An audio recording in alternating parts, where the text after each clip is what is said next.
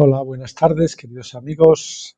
20 de julio aquí en España, las 4:05 de la tarde aproximadamente.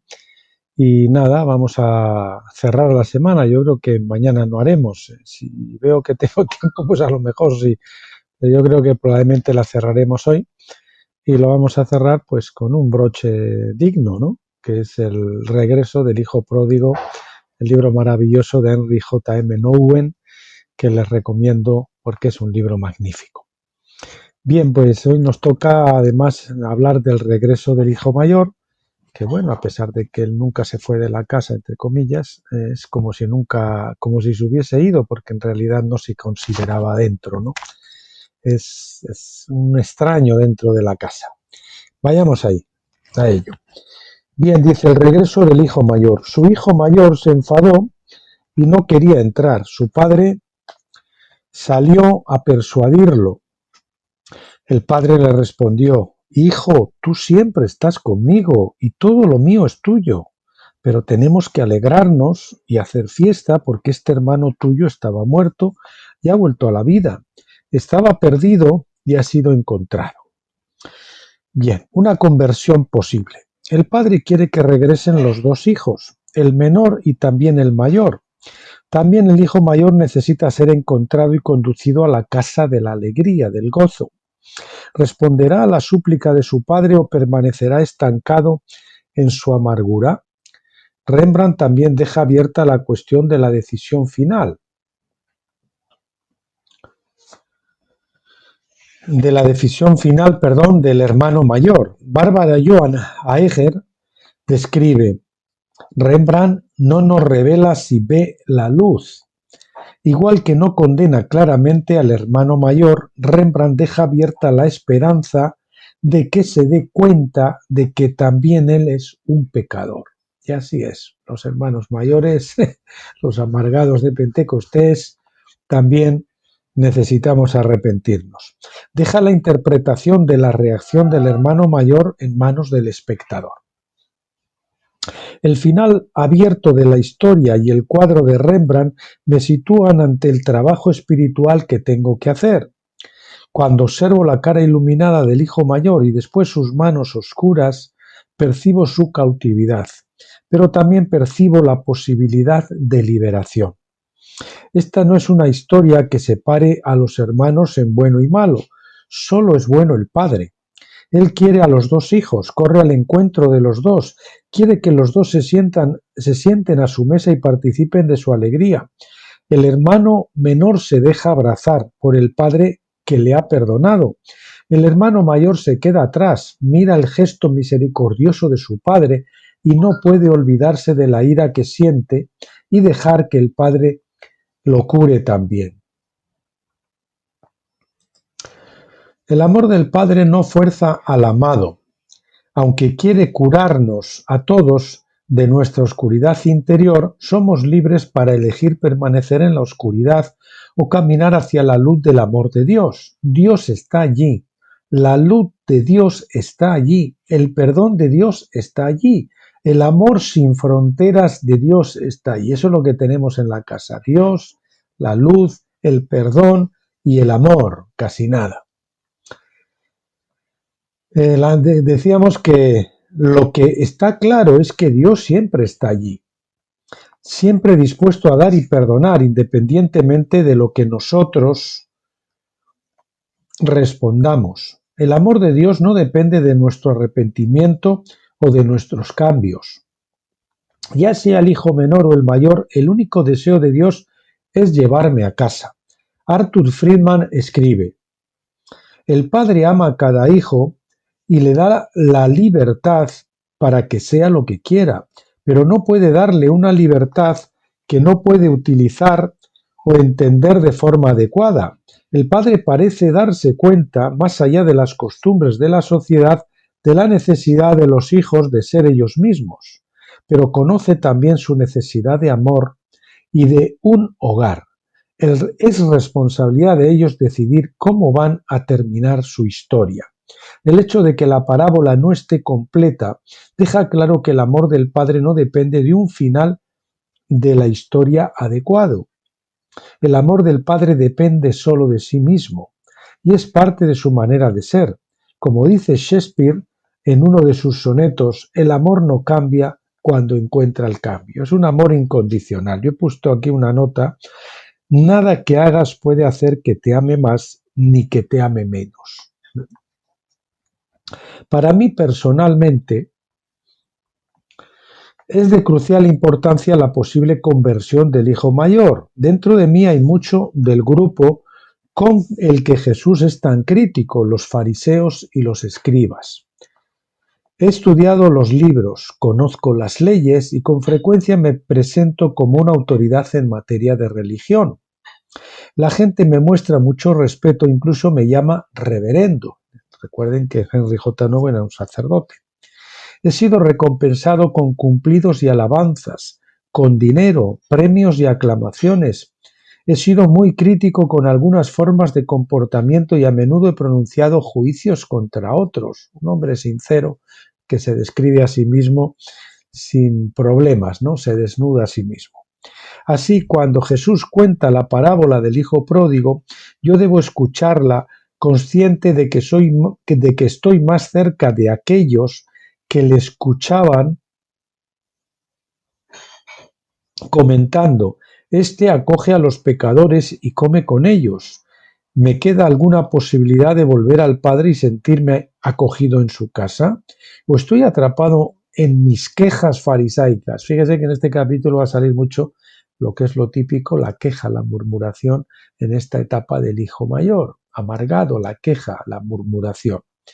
Quejas farisaicas que estoy condenado contra, perdón, repito, o estoy tan atrapado en mis quejas farisaicas que estoy condenado contra mi deseo a permanecer fuera de la casa, revolcándome en mi ira y mi resentimiento. Jesús dice, dichosos los pobres, dichosos los que ahora tenéis hambre, dichosos los que ahora lloráis, Lucas 6, 20 al 21. Pero yo ni soy pobre, ni tengo hambre, ni lloro. Jesús dice, yo te alabo, Padre, Señor del cielo y de la tierra, porque has ocultado estas cosas a los sabios y prudentes. Lucas 10, 21. Es precisamente este grupo al de los sabios y entendidos al que yo pertenezco. Recuerden que él era profesor de divinidades nada menos que en la Universidad de Harvard. Estaba en el pináculo en cuanto al tema de divinidades, ¿no? Jesús muestra su preferencia por los marginados de la sociedad, los pobres, los enfermos, los pecadores, y yo no soy ciertamente un marginado. La dolorosa pregunta que me llega a través del Evangelio es, ¿ya he recibido mi recompensa? Él piensa, ¿no? Jesús es muy crítico con los que oran de pie en las sinagogas y en las esquinas de las plazas para que los vea la gente. Mateo 6:5. De ellos dice, os aseguro que ya han recibido su recompensa. Con todo lo que he escrito y hablado sobre la oración y con toda la publicidad de la que disfruto, no puedo menos que preguntarme si estas palabras irán dirigidas a mí. Se siente incómodo con su fama, con sus triunfos, con todas esas cosas. De hecho, ahí están, pero la historia del hijo mayor da una nueva luz a todas estas preguntas, dejando muy claro que Dios no ama al hijo menor más que al mayor. Es decir, por ejemplo, al contrario de una persona con la que yo tuve un choque, también les conté algo hace tiempo, un hombre de mucha fama, de mucho relumbrón, escritor, cristiano, todo lo que ustedes quieran, vamos, en los medios, que habla idiomas, bueno, que lo tiene todo, vamos, que tiene una azotea que parece el Espasa Calpe, ¿no?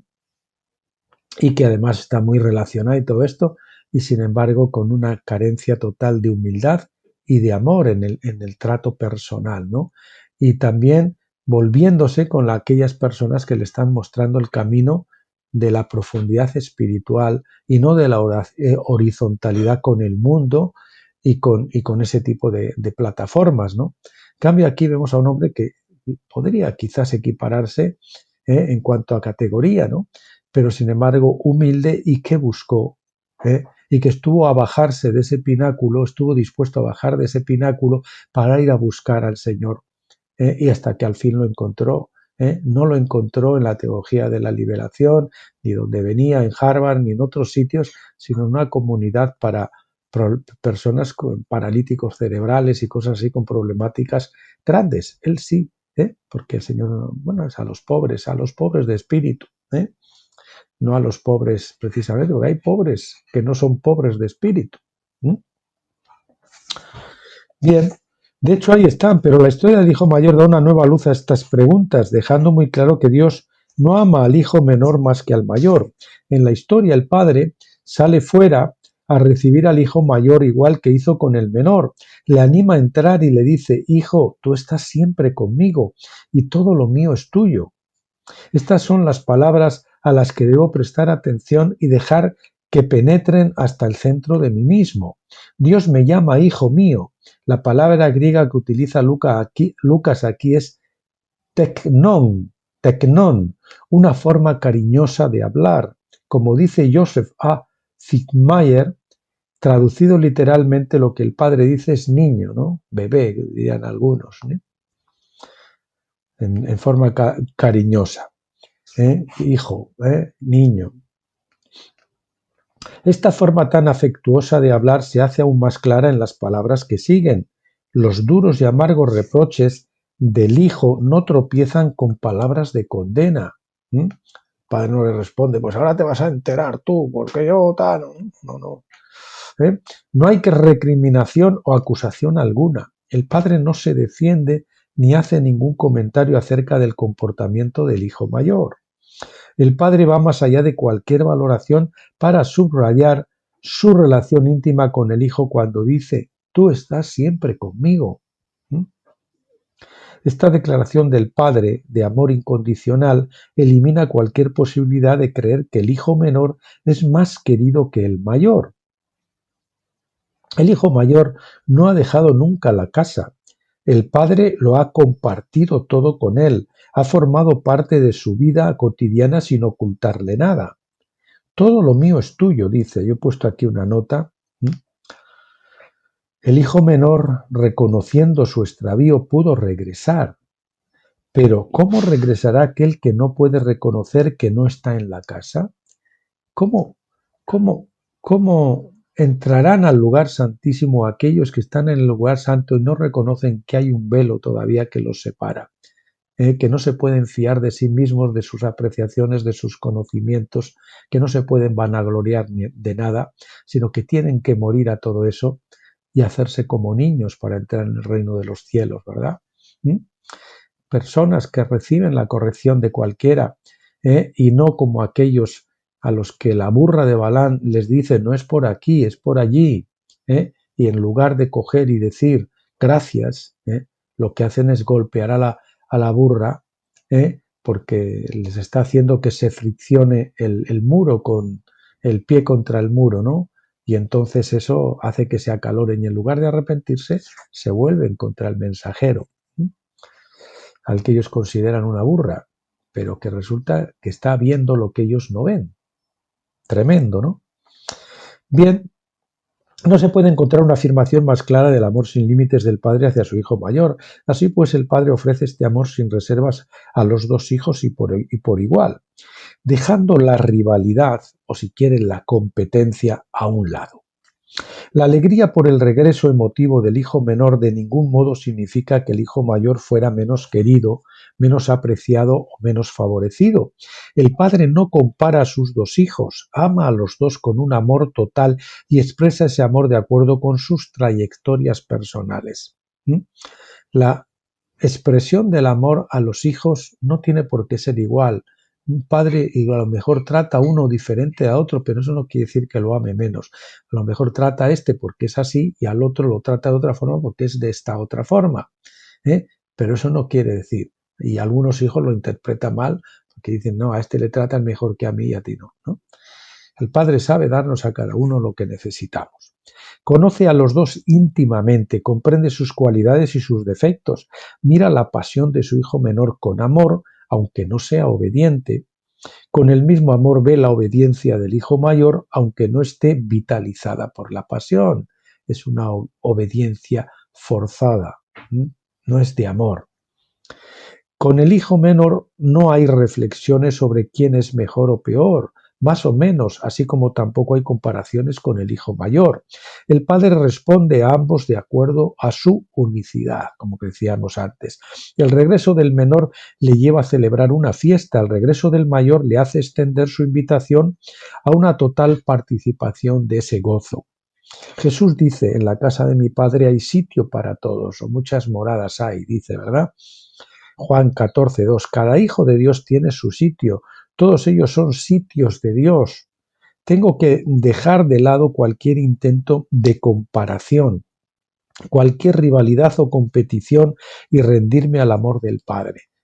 Nos medimos con el hombro, con el otro, a ver quién es mejor o peor. Enseguida, para autovalorarnos o para ver tal, nos medimos con los demás. Pues con este estoy inferior, pero con este, mira, fíjate lo que le saco y no sé qué. Y eso es un error. Para esto hace falta dar un salto de fe, porque tengo muy poca experiencia en el amor que no hace comparaciones y desconozco el poder de un amor así. Y el Señor nos llama al amor, y el amor viene después de cruzar el Jordán al otro lado, y es un salto de fe. Si usted quiere entender lo que es un salto de fe, es como el paracaidistas que se tira del avión y confía que el paracaídas se va a abrir. Con el Señor, cuando nos invita a cruzar el velo, a morir a la carne y a ir del otro lado, a seguirle por donde Él quiera que nos lleve, nos invita al amor, a confiar que Él sabe lo mejor para nosotros, a entregar todo en sus manos. ¿eh? Eso es como, si quieren también, como en la película, ¿no? De En busca del arca perdida, ¿m? En una de las películas, donde una de ellas era el salto de la fe, una prueba que habían al final cuando estaba Indiana Jones ahí en la cueva y tenía que pasar por una serie de pruebas. Y una de las pruebas, creo que era la prueba final, era el salto de la fe. Él se ve alrededor de un abismo que no lo puede cruzar de ninguna manera, es imposible. Y al otro lado está el Santo Grial, que creo que es lo que él quería coger, ¿no? Entonces, ¿qué hace? La prueba se llamaba el salto de la fe. Entonces, él entiende que tiene que tener fe. Entonces, como con los ojos cerrados, él salta al vacío, pero justo en ese momento en que salta, entonces de repente se abre un puente bajo él. Aparece un puente que era invisible, aparece ahora y él camina, va al otro lado y puede coger el santo grial. Y nosotros tenemos que confiar en que el Padre irá tendiendo esos puentes para nosotros si le seguimos y estamos dispuestos a renunciar a nuestro entendimiento, a nuestra propia iniciativa, a nuestros planes y dejar que Él nos guíe. La vida en el Espíritu. Bien. Mientras permanezca fuera en la oscuridad, solo podré experimentar la queja y el resentimiento que resulta de las comparaciones que hago con otros. Fuera de la luz, mi hermano menor parece más querido por el Padre que yo. Más aún, fuera de la luz ni siquiera lo reconozco como mi hermano. Yo he puesto aquí una nota, y el que no ama a su hermano, al que ve, me decía yo también en mi libro Finisterre, al borde del Jordán, si no amas a tu hermano al que ves, ¿cómo amarás a tu hermano al que no ves, verdad? Bien, continuamos. Hay una nota aquí en el libro también que pone, al reconocer al reconocer que yo soy un pecador más, al reconocer que yo soy un pecador más, un hijo amado, puedo relajarme y dejar de competir. Dios me implora que vuelva a casa, que vuelva a entrar en su luz, que vuelva a descubrir allí que en Dios todo el mundo es amado única y totalmente. En la casa, como decía, no, si amamos, amamos a Dios, eso está claro, pero ¿nos amamos entre nosotros? ¿Nos amamos entre nosotros? ¿O estamos ahí a mordiscos como en el sitio de Samaria? ¿Verdad? Bien, avancemos. En la casa, Dios decíamos, sí, en la casa, en la en la luz de Dios, y he puesto en la casa de Dios si quieren, puedo considerar que mi hermano, mi prójimo, pertenece a Dios tanto como yo, pero fuera de la casa de Dios, es decir, en la oscuridad, en las tinieblas de Pentecostés todavía, porque es una mezcla, ¿eh? ¿Eh? Además suele ser precisamente Pentecostés al final lo más oscuro de la noche, porque Pentecostés es la noche, ¿verdad? La Pascua es la tarde, Pentecostés es la noche y precisamente el día viene en tabernáculos. Pero fuera de la casa pero fuera de la casa de Dios, es decir, en la oscuridad, hermanos y hermanas, maridos y mujeres, amantes y amigos se convierten en rivales e incluso en enemigos. Cada uno de ellos vive dominado por los celos, las suspicacias y los resentimientos. Piensen ustedes esto. ¿Les afectaba como a mí me afectaba en Pentecostés estas cosas? Rivalidad, contienda, celos, suspicacias y resentimientos. Habiendo rivalidades y pleitos y contiendas en vosotros, ¿no sois carnales? ¿No sois infantiles? Recuerde el infantilismo, la atrofia espiritual de los corintios, ¿verdad? El infantilismo espiritual. Había profusión de dones como en Pentecostés y todo esto, pero una iglesia infantil. Y Pablo les tenía que mostrar el camino más excelente, que era el del amor. Pero para entrar en la edad del amor me tengo que olvidar de mí mismo, tengo que morir a mí mismo. Entonces, cuando yo muero a mí mismo, entonces puedo centrarme en Dios y desde Dios puedo ver también mi periferia, es decir, a los demás. En Pentecostés solo me veo yo mismo y a los demás en función de mí. No es de extrañar que en su ira el hijo mayor se queje al padre: nunca me has dado ni un cabrito para celebrar una fiesta con mis amigos. Pero tate, si estás en la casa con tu padre, no es tu padre, no tienes confianza para coger un cabrito. Pero llega este hijo tuyo, tuyo, como con desprecio, ¿no? Como con desdén. Yo no soy de su calaña. Este hijo tuyo, que se ha gastado tu patrimonio con prostitutas y le matas el ternero cebado, y de tu patrimonio, era el de patrimonio del hermano. Claro, lo que yo creo que le tenía miedo es que ahora se gastara el de él en su hermano también, tenerlo que compartir con el hermano, que se había gastado la otra parte. Bien, estas palabras demuestran hasta qué punto este hombre está dolido, está afuera, es un extraño, ¿verdad? Su autoestima se siente herida por la alegría del padre y su propia ira le impide reconocer a este sinvergüenza como su hermano.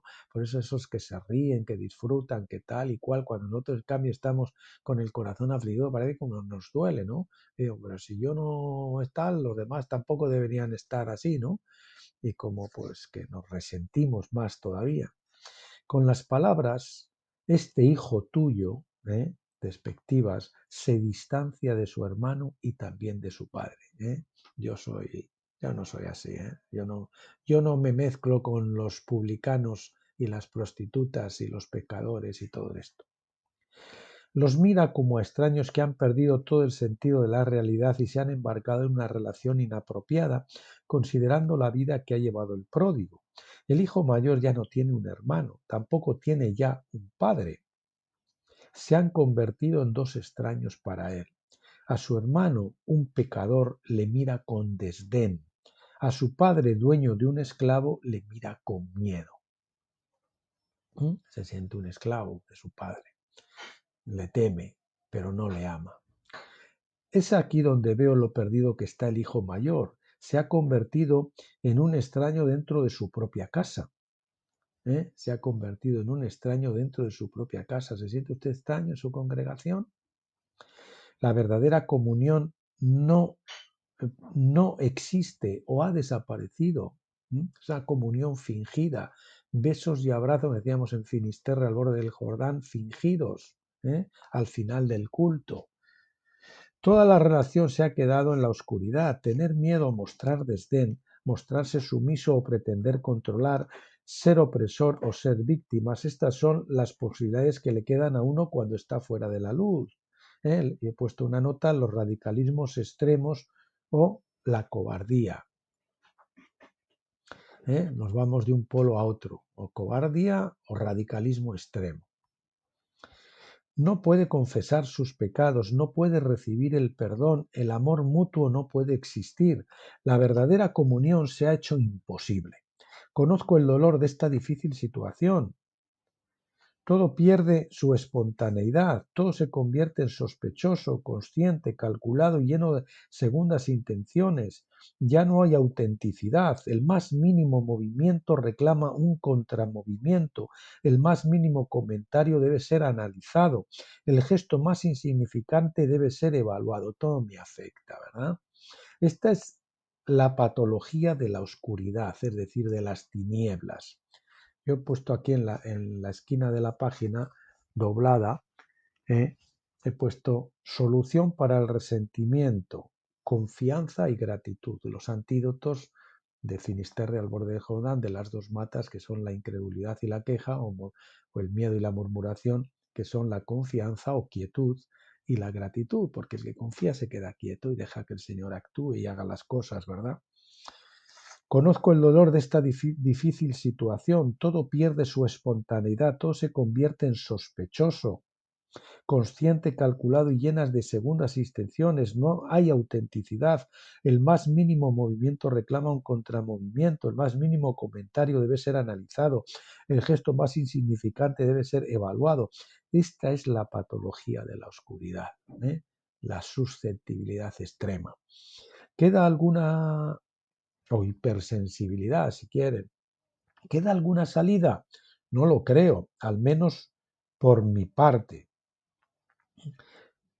A menudo parece que cuanto más intento deshacerme de las sombras, más oscuro se hace.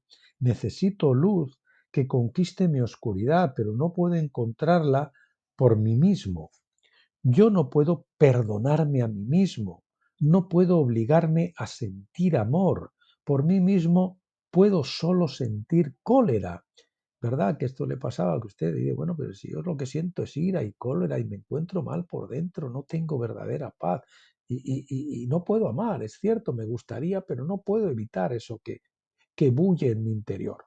No puedo llevarme a casa ni puedo crear comunión por mí mismo. Yo recuerdo una vez, después de haber cruzado, que una vez el Señor permitió que se quitara la tapa de la vasija, ¿no? ¿Mm? ¿Eh? A través de la tapa de la vasija en la boca. Y esa vez el Señor tapa, tiene una vez que cruzamos el Jordán, como que pone una tapa a la cloaca que es nuestro interior, nuestra carne. Le pone una tapa.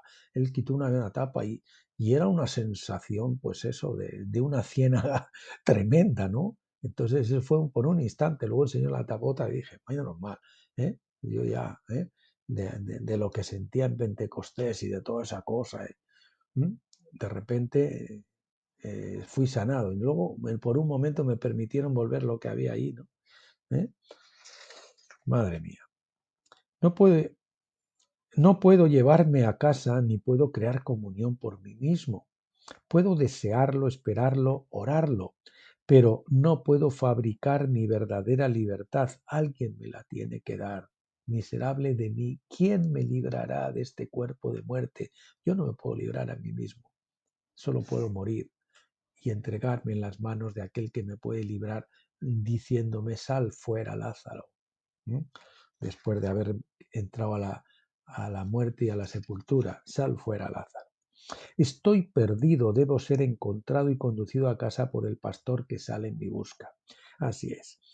La historia del hijo pródigo mayor, en este caso el mayor, es la historia de un Dios que sale a buscarme y que no descansará hasta que me haya encontrado, sea el menor o el mayor. Depende de la fase en que estés, igual el Señor siempre sale a buscarme. Anima y suplica, me pide que deje de aferrarme a los poderes de la muerte y que me deje abrazar. La muerte, los poderes de la muerte, la mortalidad contamina más que el pecado. Nuestro cuerpo de muerte nos contamina. Y vivimos en la muerte todavía ahí. Me pide que deje de aferrarme a los poderes de la muerte y que me deje abrazar por los brazos que me conducirán al lugar donde encontraré la vida que más deseo, si eso que usted anhela, ese cristianismo que usted ve en la Biblia o que le hablan de paz, de gozo, de amor, existe, pero está al otro lado del velo. y eso requiere que usted muera a su carne. Recientemente he vivido en mi propia carne el regreso del hijo mayor. Mientras hacía autostop me atropelló un coche y tuvieron que llevarme a un hospital.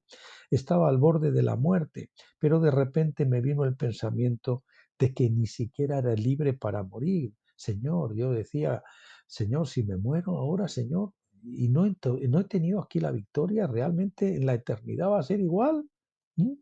¿Va a ser esto que tengo hasta ahora o que he tenido hasta ahora, que me ha dejado totalmente insatisfecho? Solo he hecho que sufrir y sufrir y sufrir y veo que no puedo sentir bien y que no, ¿eh? Yo decía, ¿no? Me preguntaba eso. Pero de repente me vino el pensamiento de que ni siquiera era libre para morir, porque todavía seguía aferrado al lamento de que aquel de quien soy hijo no me había querido lo suficiente. Aquí tenemos el rechazo. Pero el otro día vimos eso de la esquizofrenia, el doble ánimo, que uno de los espíritus guía de principal era el rechazo, ya sabes, del lado izquierdo y del lado derecho la rebeldía. El espíritu central, esquizofrenia o el doble ánimo, basado en dos, y después una serie de demonios, como si dice, un nido de demonios entrelazado, entrecruzado, que sofocan y que ocultan la verdadera personalidad que está ahí. Y luego también, aparte, se forma pues como un cuadro de paranoia, ¿no? Me di cuenta de que no había madurado. Sentí la llamada a olvidarme de mis quejas de adolescente. Fíjese, madurez, quejas de adolescente. El que está todavía con queja y con murmuración es que está en la adolescencia. Y eso es Pentecostés, la adolescencia. Infancia es la Pascua, la adolescencia es Pentecostés y después, o si quieren, juventud también. Y luego tenemos la paternidad o la edad adulta del otro lado del velo. Sentí la llamada a olvidar de mis quejas de adolescente y de la mentira de que se me ama menos que a mis hermanos menores. La idea me espantaba, pero a la vez era muy liberadora. Yo he puesto aquí una nota solución, dejar de llorar y empezar a decir olé. Decir, te alabo, Padre. Dejar de llorar y empezar a decir, gracias, Padre. Te alabo, Padre. Cuando mi padre, perdón, la idea me espantaba, pero a la vez era muy liberadora. La idea de olvidarme de mí mismo, de mis quejas. Y bueno, podré vivir yo sin mis quejas, podré vivir yo sin mis problemas y todas estas cosas y tal, podré realmente vivir sin eso. ¿Cómo será? Cuando mi padre, ya muy mayor, voló desde Holanda para verme, supe que aquel era el momento de descubrir mi condición de hijo. Fíjese, el Señor hace la herida y él mismo la cura. Permite que nos ocurran estas cosas para llevarnos a solucionar problemas que tenemos, ¿verdad? Y él tenía un problema de rechazo con su padre. Aquí lo muestra, ¿no? Por primera vez en mi vida le dije a mi padre, o si quiere usted ponga a su hermano o el que sea, que le quería y que le estaba muy agradecido por el amor que me había dado. Le dije muchas más cosas que jamás había sido capaz de pronunciar y me sorprendió comprobar el tiempo que me había costado decirlas. Él tenía una cuenta pendiente con su papá. Mi padre también estaba sorprendido, confundido con todo aquello, pero recibió mis palabras con comprensión y con una sonrisa. Cuando miro hacia atrás y pienso en este acontecimiento espiritual, veo que aquello fue un auténtico regreso. El regreso desde una falsa dependencia de un padre humano que no puede darme todo lo que necesito, quería a su padre que no le había dado todo lo que necesitaba, o todo el cariño, o todo lo que es a la ayuda, o lo que fuera, a la dependencia en el Padre Divino que dice, tú estás siempre conmigo y todo lo mío es tuyo. El regreso desde mi yo se queja, se compara y siente rencor a mi verdadero yo que es libre para dar y recibir amor. Repito, tú estás siempre conmigo y todo lo mío es tuyo. El regreso desde mi yo que se queja, se compara y siente rencor a mi verdadero yo que es libre para dar y recibir amor. Tanto dar como recibir, mientras no somos esclavos de nosotros mismos y estamos enfocados en nosotros mismos y nuestra vida eh, eh, eh, está centrada en nosotros mismos, vivimos ensimismados, no es una vida dioscéntrica. Nuestro yo está en el trono y por lo tanto no podemos dar ni recibir amor. Decía, creo que era Teresa de Ávila, Teresa de Jesús, que el amor es olvidarse de sí mismo. Normalmente los que están todavía en Pentecostés o no han salido todo, no han podido olvidar, siempre están pensando en sí mismos. Siempre están pensando en sí mismos y todo lo refieren a sí mismo y cómo les miran, cómo les tratan, cómo les ven, cómo esto, lo otro, para aquí, ¿verdad? Y aunque he tenido indudablemente y seguiré teniendo muchas recaídas, esto me dio libertad de vivir mi propia vida y morir mi propia muerte. Bueno, esto es gradual también. Cuando viene la luz viene también gradualmente. La aurora todavía tiene ciertas penumbras, ¿verdad? Hasta que el día se va aclarando y luego incluso hasta que llegamos a la plenitud de la luz del mediodía, que es la plena madurez de la filiación. Filiación ya es cuando salimos del lado de la resurrección.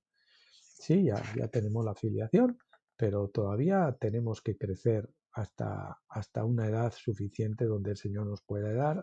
Fruto verde tiene que madurar y hacerse dulce, aromático, atrayente de color, sobre todo dulce, que los demás lo prueben y digan, no, esto da de entera, ¿no? No, que digan, esto es bueno.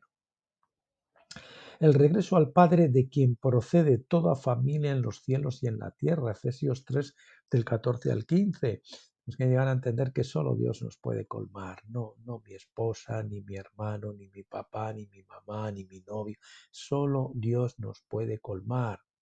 Y cuando yo estoy colmado de Dios y de amor de Dios, no tengo que buscar eso que me falta en otros. Porque yo ya estoy completo, entonces puedo dar amor a otros y puedo recibir amor de otros. Me permite, en los cielos y en la tierra, me permite consentir o aceptar que mi padre o hermano sea el bueno, cariñoso, pero limitado ser humano que es. Es decir, podemos incluso aceptar a los demás con sus limitaciones, incluso regocijarnos, Señor, esto es lo que yo necesito exactamente, porque es lo que me hace superarme, tratar de ser más delicado, más dulce, más amable.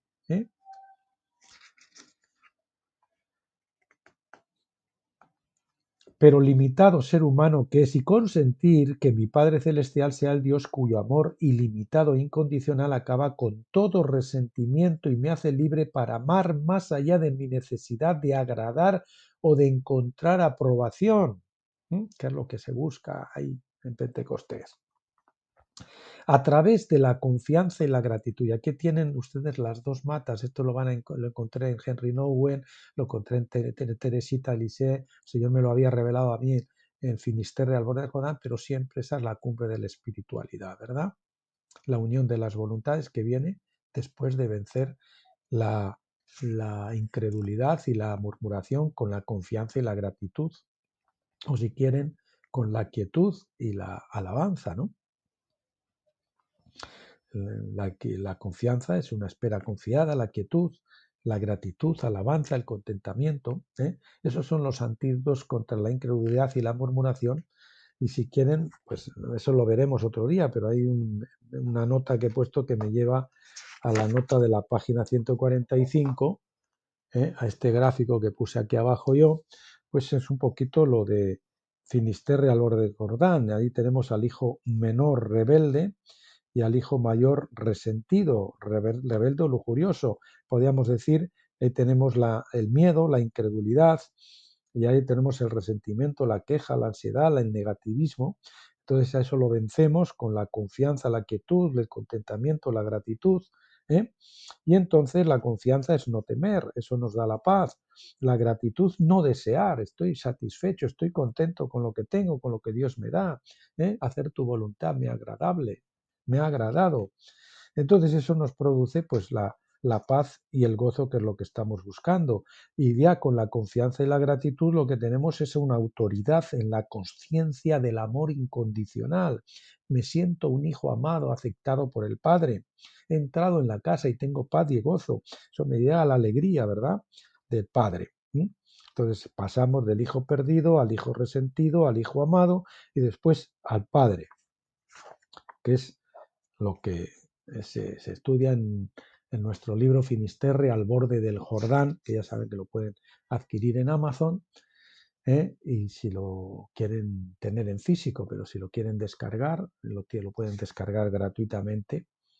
Tanto los libros míos como los del doctor Stephen Jones y de otros siervos de Dios que están en la edad de tabernáculos, casi todos sus libros no trafican con ellos, sino que los tienen ahí a disposición de todas las personas.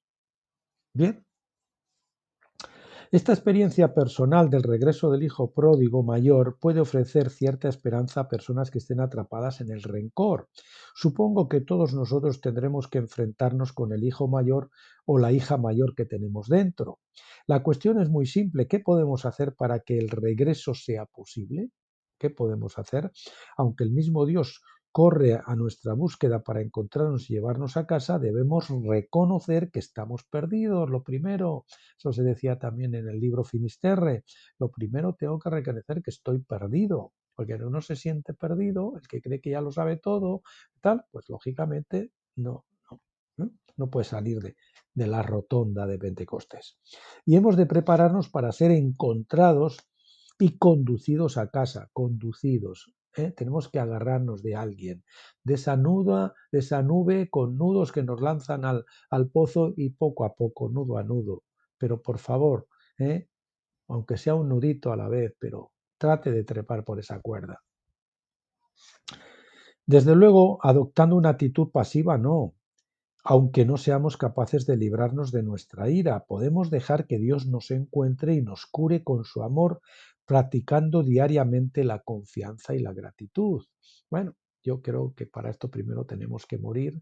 En el libro Finisterre se explica muy bien cómo cruzar al otro lado del velo, que es tenemos que morir a la carne, tenemos que ir a una sepultura, tenemos que ser levantados en resurrección del otro lado y a partir de ahí empezar a practicar, eso sí, la confianza y la gratitud, que va a ir en aumento.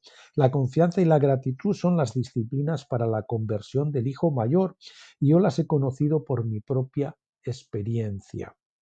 Sin confianza, es decir, creer que Dios es bueno, he puesto aquí una nota, que me ama y que obra para mi bien, que no me quiere dañar, usarme y tirarme, que tiene buenas cosas para mí, dejar que nos cure del temor al futuro, del miedo a sufrir, creer que proveerá, etcétera, etcétera. Sin confianza no puedo dejar que me encuentren. La confianza es la convicción profunda de que el Padre me quiere en casa. Yo no me dejo encontrar cuando dudo de que merezco que me encuentren y creo que se me quiere menos que a mis hermanos y hermanas menores. Es dudar, a veces dudamos de nuestro valor para Él, de que para Él no somos importantes. Tengo que seguir diciéndome, Dios te busca y da a cualquier parte para encontrarte, te ama, te quiere en casa, no descansará hasta que estés con Él. Pero hay también en mí una voz muy fuerte y oscura que me dice todo lo contrario.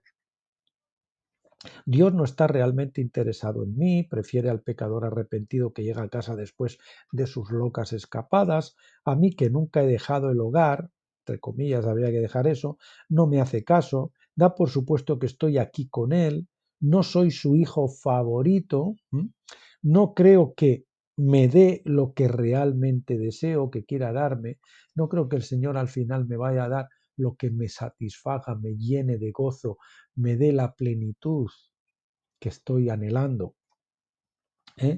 A mí no me habla como a tal persona. A mí me dijo un hermano, se sentía, no, es que a mí no me habla como a ti el Señor. Bueno, algunas veces esta voz es tan fuerte que necesito una gran energía o poder espiritual para confiar en que el Padre me quiere en casa tanto como al hijo menor. Hace falta una verdadera disciplina para pasar por encima de mis quejas, otra vez la queja de siempre, y pensar, decir y actuar con la convicción de que se me busca y de que seré encontrado. Sin esta disciplina vuelvo a ser víctima de la desesperanza, del desaliento, diciéndome que no soy lo suficientemente importante como para ser encontrado, mis quejas, otra vez quejas, son mayores hasta que me hago completamente sordo a la voz que me llama, y este es el peligro de endurecimiento, de que algunos al final opten por la amargura y no salgan de ahí. Cuidado, no que ser que brote alguna raíz de amargura como Esaú y por ello muchos sean contaminados. Llega un momento en que tengo que negar esta voz de autorrechazo, hasta yo me autorrechazo a mí mismo, y reclamar la verdad de que Dios quiere realmente abrazarme igual que hace con mis hermanos y hermanas caprichosos. Esta confianza, para que dure, tiene que ser más profunda que la sensación del extravío. Jesús expresa esta radicalidad cuando dice: todo lo que pidáis en vuestra oración lo obtendréis si tenéis fe en que vais a recibirlo. Hasta eso nos hace falta. Señor, danos la fe para creer que tú nos vas a dar lo que realmente necesitamos, lo que nos agrada, los que nos llena completamente. Junto a esta confianza debe de haber también, perdón, Jesús expresa esta radicalidad cuando dice: todo lo que pidáis en vuestra oración lo tendréis si tenéis fe en que vais a recibirlo. Viviendo en esta confianza se abrirá el camino hacia Dios y se cumplirán así mis deseos más profundos. Señor, creer que el Señor nos concederá nuestros anhelos más profundos. Junto a esta confianza debe de haber también gratitud, lo contrario del resentimiento. Resentimiento y gratitud no pueden coexistir, porque el resentimiento bloquea la percepción y la experiencia de la vida como don. Escuche esto: el resentimiento bloquea la percepción y la experiencia de la vida como un don. Mi resentimiento me dice que no se me da lo que merezco. Algunos están todo el día así con la guardia para que creen que no les peguen, pero también impiden que les abracen. Tenga cuidado, porque muchas veces usted, o la mayoría, mi resentimiento me dice que no se me da lo que merezco. Siempre se manifiesta en envidia. Estoy mirando la hierba del otro lado de la verja, de la valla, me parece siempre más verde que la mía. La gratitud, sin embargo, va más allá de lo mío y tuyo y reclama la verdad de que todo en la vida es puro don. Yo he puesto aquí una nota: frente al miedo, Dios me dice: actúa con valentía, ve al ojo del huracán. Eso es lo que me decía a mí el Señor. Proa la tormenta. Frente a la queja me dice: deja de quejarte por lo que te falta y empieza a alabarme por lo que ya te he dado. Bien, antes pensaba que la gratitud era una respuesta espontánea a los dones recibidos, pero ahora me he dado cuenta de que también puede vivirse como una disciplina.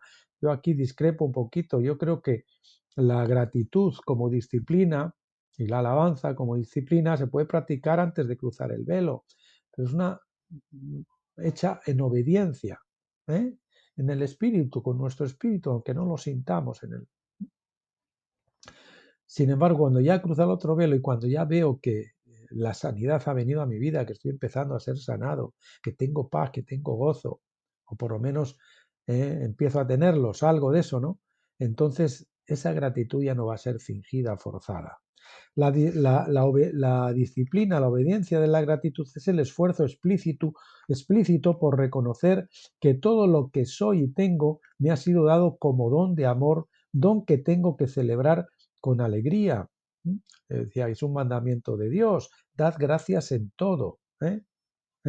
No es que demos gracias por todo, sino en todo, que a pesar de eso, aunque yo no lo sienta, doy las gracias porque creo que lo que me dice el Señor en su palabra, de que a los que le aman todas las cosas les ayudarán a bien.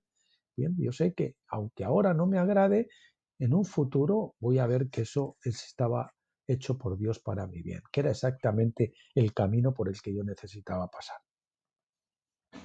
La gratitud como disciplina implica una elección consciente, y he puesto la nota que con la práctica llegará a ser un hábito inconsciente.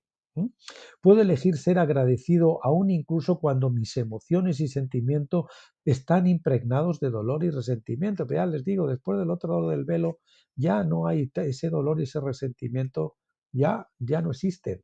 Entonces, como digo, levanto las manos, o como dice Lamentaciones, levantad el corazón en vuestras manos, no solamente las manos, sino el corazón en las manos. Una gratitud y una alabanza auténticas. Es sorprendente la cantidad de veces que puedo optar por la gratitud en vez de por la queja. Ese es el antídoto. Y el lamento, puedo elegir ser agradecido cuando me critican, aunque mi corazón responda con amargura, diciendo, Señor, pues ahora no me gusta, pero seguro que eso me hace estar más humilde o me va a bajar un poquito porque necesito ser abajado. Puedo elegir ser agradecido cuando me critican, aunque mi corazón responda con amargura. Puedo optar por hablar de la bondad y la belleza, aunque mi ojo interno siga buscando a alguien para acusarle de algo feo. He puesto aquí en la nota, la tentación no es pecado, ceder a ella sí. Es decir, yo no puedo evitar que un pájaro vuele por encima de mi cabeza, pero sí que haga un nido en ella, ¿no?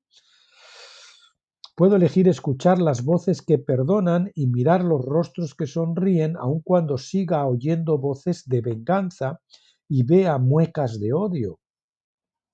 Siempre se puede elegir entre el resentimiento y la gratitud porque Dios ha aparecido en mi oscuridad. Claro, ahí está, cuando Dios ha aparecido ya en mi oscuridad, cuando ya he recibido la vida de resurrección, el amanecer de la resurrección, he puesto yo aquí en una nota.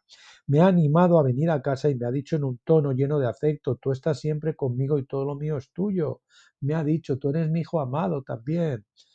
Tú estás siempre conmigo y todo lo mío es tuyo. Así pues puedo elegir entre vivir en las sombras, señalando a los que aparentemente son mejores que yo.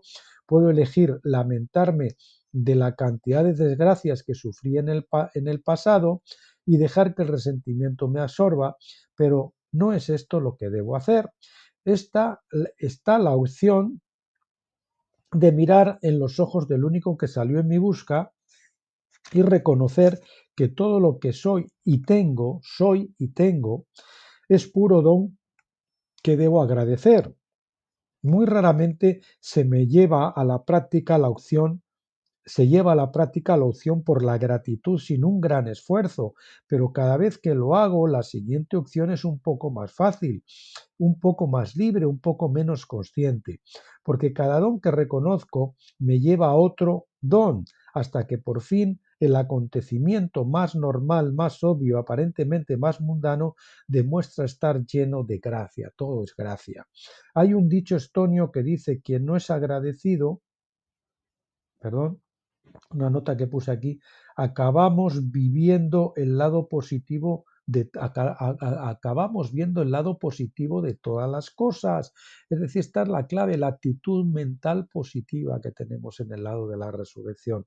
Muchos lo llamaban la clave, el poder del pensamiento tenaz, o el secreto que decían era la actitud mental positiva, la AMP. Bien, decía, quien no es agradecido en lo poco, tampoco lo será en lo mucho. Los actos de gratitud le hacen a uno agradecido porque paso a paso, es decir, gradualmente, le hacen ver que todo es gracia. Yo decía antes, ¿cómo se hace uno humilde? En base a la repetición de actos de humillación.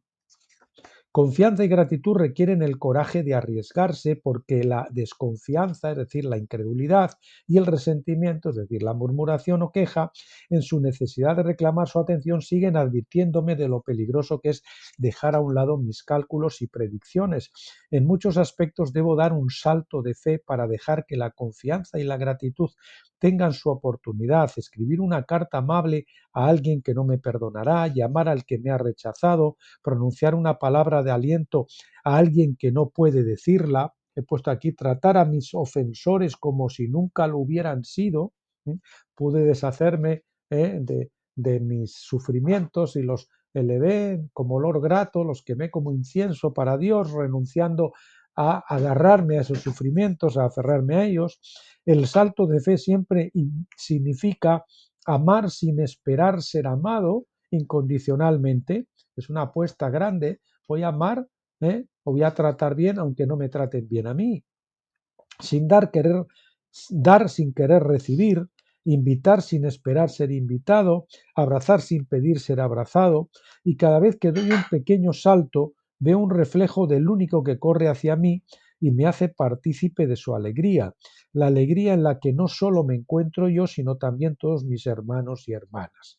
Así la confianza y la gratitud, los antídotos, revelan al Dios que me busca ardiendo de deseo porque todos mis rencores y quejas, estas son las matas que había que aplicarles, pisarlas con la confianza y la gratitud, desaparezcan y por dejar que me siente a su lado en el banquete celestial y terrenal. El verdadero hijo mayor, Jesús. Para mí el regreso del hijo mayor se está convirtiendo en algo tan importante, sino más, como el del hijo menor. ¿Cómo mirará el hijo mayor cuando esté libre de sus quejas, libre de su ira, resentimientos y celos? ¿Por qué la parábola no nos dice nada de la respuesta del hijo mayor? ¿Se deja a nuestra elección escuchar al Padre o seguir prisioneros de nuestro autorrechazo, de nuestra pataleta? Pero incluso si reflexiono acerca de esa elección y me hago consciente de que toda la parábola fue contada por Jesús y pintada por Rembrandt para mi propia conversión, veo claro que el mismo Jesús que fue quien contó la historia es el hijo menor y también es el hijo mayor. Jesús ha venido a mostrar el amor del Padre y a librarme de mis rencores. Todo lo que dice Jesús sobre sí mismo le revela como el Hijo amado, el único que vive en completa comunión con el Padre. No hay distancia, miedo o suspicacias entre Jesús y el Padre. Las palabras del Padre en la parábola, Hijo, tú estás siempre conmigo y todo lo mío es tuyo, expresan la verdadera relación de Dios Padre con Jesús su Hijo. Jesús dice constantemente que la gloria que pertenece al Padre pertenece también al Hijo, Juan 1,14. Todo lo que hace el Padre lo hace también el Hijo, Juan 10,32. No hay separación entre ellos. No somos, nosotros somos uno. Ahí tenemos que ver la unión de las voluntades, la unidad con el Padre. El río llega al mar y se funde y se confunde con el mar. El hierro candente metido en el fuego se transforma en fuego al final y se hace uno con el fuego. El Padre ama al Hijo y ha puesto en sus manos todas las cosas. No hay división del trabajo. Juan 3,35. No hay competencia. Os he dado a conocer todo lo que he oído a mi Padre. Juan 15,15. No hay envidia. El Hijo no puede hacer nada por su cuenta. Él hace únicamente lo que ve hacer al Padre. Juan 5,19. Hay una perfecta unidad entre el Padre y el Hijo. Esta unidad, es decir, el acuerdo, hemos llegado a ser unos cristianos, amén, que están de acuerdo con el Padre, ha unido su voluntad a la del Padre. Hacer tu voluntad es mi deleite. ¿Mm? Está en el núcleo del mensaje de Jesús. Esta unidad es el núcleo del mensaje de Jesús. Debéis creerme cuando afirmo que yo estoy en el Padre y el Padre en mí. Juan 14,11. Creer en Jesús significa creer que es el único enviado por el Padre, el único en quien y a través de quien se revela el amor del Padre. Juan 5,24, 6,40, 16,27, 17,8. Esto lo expresó el propio Jesús en la parábola de los malos arrendatarios. El propietario del viñedo, tras haber enviado inútilmente a varios empleados para recoger su parte de la cosecha, decide enviar a su hijo amado. Los arrendatarios se dan cuenta de que es el heredero y lo matan para así quedarse con la herencia. Ellos sabían que era el heredero. Algunos dicen, no, los judíos no lo mataron. No, ellos sabían y lo mataron. Este es el retrato de un hijo que obedece a su padre no como esclavo, sino como el hijo amado y cumple la voluntad del padre en unidad total con él. La hacienda del padre es su hacienda, su viña, la viña del padre es su viña. Esto es un acuerdo, un amén. Así Jesús, el Hijo mayor del Padre, es enviado por el Padre para revelar el amor duradero de Dios hacia todos sus hijos resentidos y para ofrecerse a sí mismo como el camino para llegar a casa. Jesús es el camino de Dios para hacer que lo imposible sea posible, para dejar que la luz conquiste la oscuridad, los rencores y las quejas, por profundos que sean, puede desvanecerse en el rostro en el que se hace visible toda la luz del Hijo. Cuando vuelvo a mirar al hijo mayor de Rembrandt, me doy cuenta de que la luz fría de su rostro puede hacerse profunda y cálida, transformándole totalmente y convirtiéndole en lo que realmente es el hijo amado en quien descansa el favor de Dios. Bueno, pues hasta aquí hemos llegado hoy. El próximo vídeo, si no lo hacemos el viernes, lo haremos el lunes. Continuaremos con el segundo capítulo de los vencedores de la cebada. no se olviden estar conmigo. Hasta entonces, que Dios los bendiga y pásenlo bien.